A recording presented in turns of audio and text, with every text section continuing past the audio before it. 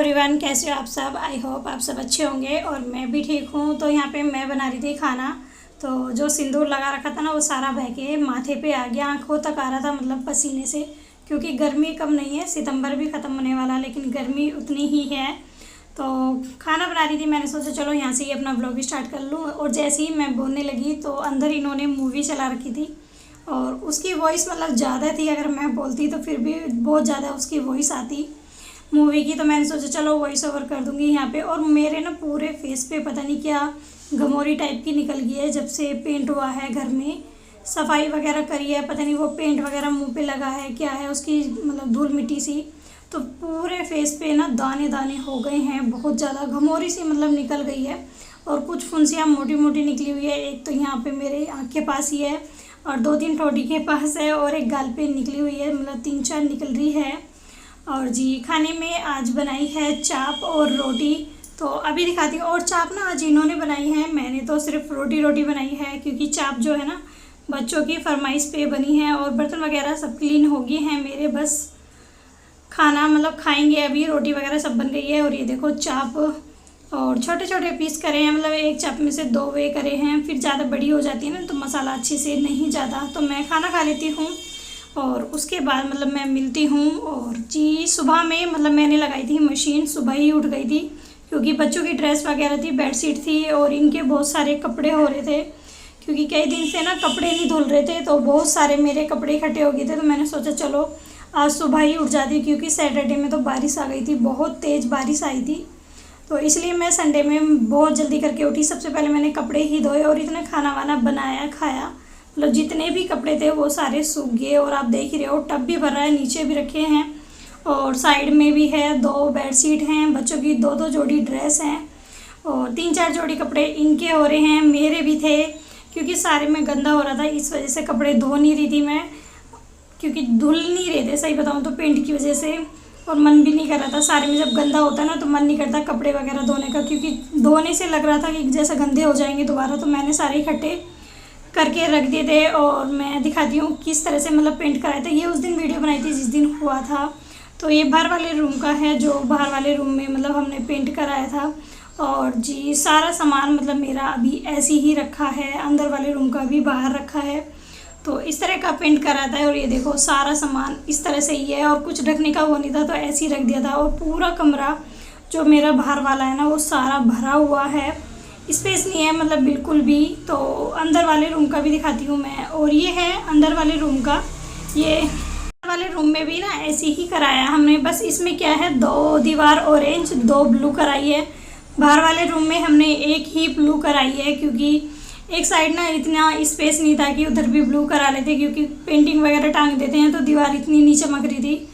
बस अंदर वाले रूम में कराई है हमने, क्योंकि एक साइड हमें टीवी लगाना है और एक साइड लवी की जो फ़ोटो है ना वो ब्लू कलर की है, तो वो उस साइड ही लगानी है। इसलिए अंदर की 2 दीवार ब्लू और 2 ऑरेंज कराई है। तो ये देखो इधर वाली दीवार भी मतलब ब्लू हो गई है और इस साइड वाली भी। और ये अभी इस पर ना डबल कोट कर रहे हैं। और ये देखो ये बाहर वाले रूम का है, जो कि अभी थोड़ा सा मतलब ये करने से पहले का, वो मैंने करने के बाद का आपको दिखाया था। ये जिस दिन कर रहे थे ये उस दिन का है, क्योंकि उस दिन मैं बाहर वाले रूम में ही बैठी थी। मैंने सोचा चलो थोड़ा सा बना लेती हूँ, जब ये बाहर वाले रूम में कर रहे थे। और अगले दिन करा था इन्होंने अंदर वाले रूम में। तो बाहर वाले रूम का तो सारा सामान निकाल के अंदर वाले रूम में आ गया था। मतलब ऐसे ही किया था, जब अंदर हुआ था तो अंदर का सारा बाहर रखा और जब बाहर वाले रूम में हुआ तो इसका सारा सामान अंदर रखा। बस इसमें फ्रिज और जी बच्चों की जो अलमीरा थी वो बस इसमें रहने दी थी। बाकी सारा सामान मतलब खाली कर दिया था। पूरा रूम देखो क्या हालत हो गई है रूम की। पर ये है कि टाइल की वजह से ज़्यादा दिक्कत नहीं हुई साफ़ करने में, बस हल्का सा चूना लगाया मैंने और बिल्कुल साफ़ हो गया है। पेंट छुटाने में कोई दिक्कत नहीं हुई। मुझे लग रहा था कि काफ़ी टाइम मतलब मुझे लगेगा यहाँ पे साफ़ करने में, पर नहीं लगा। बस ये है कि धुलने वगैरह में टाइम लगा। और जी ये है शाम का टाइम, मुझे करना था मक्खन, क्योंकि मक्खन भी नहीं हो रहा था। और मलाई ज़्यादा नहीं थी इस बार, मेरी थोड़ी सी थी, क्योंकि घर से दूध आ जाता है ना तो फिर दुकान से दूध नहीं आता। और मैं जो दुकान वाला दूध होता है उसी की मलाई उतारती हूँ, जो घर से आता है उसकी नहीं उतारती। क्योंकि बच्चों को उसके दूध की जो मलाई होती है ना वो अच्छी लगती है दूध के साथ ही। तो इसलिए मैं सिर्फ वही मलाई उतारती हूँ जो मतलब मैं दुकान से लेके आती हूँ। और ये देखो शाम के टाइम मैंने ना ये स्टैंड रख दिया था यहाँ पे और बर्तन वगैरह भी मतलब मैंने लगा दिए थे क्योंकि टाइम था। और ये देखो कुछ अभी सामान यहाँ पे रखा है और काफ़ी कुछ चेंज किया है, वो मैं आपको नेक्स्ट वीडियो में दिखाऊंगी कि क्या क्या चेंज किया है रूम में। हमने सफाई हो गई है, अभी कुछ रह रही है, इसलिए मैंने सोचा चलो एक ही बार आपको अच्छे से पूरा रूम क्लीन करके जब भी शेयर करूँ कि मैंने कितना चेंज किया है कितना नहीं। और जी सब्जी वगैरह मतलब मेरी रखी है दोपहर की ही, चाप ये दोपहर ही हो गई थी जब हमने दोपहर में खाना बनाया था।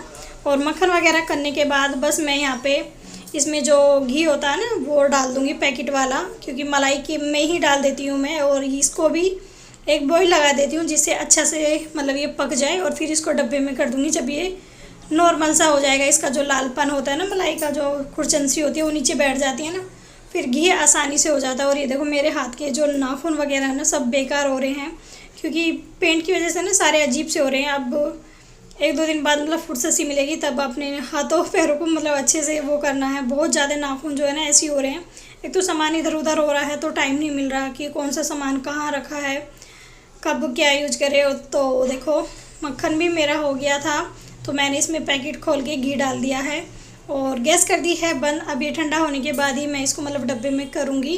तो इसको एक साइड रख देती हूँ, अपना रोटी वगैरह बना लेती हूँ क्योंकि मार्केट भी जाना है, आज संडे है। तो खाना वगैरह बना के जाऊँगी, खाऊँगी आके। तो मार्केट से हम आ गए थे और बच्चों की फरमाइश थी आज चाउमीन की। चाउमीन किस लिए आई थी, तो आज था डॉटर्स डे, तो ये बेटी की फरमाइश थी कि मम्मा आज चाउमीन लेके आना या फिर मैगी बनाओ।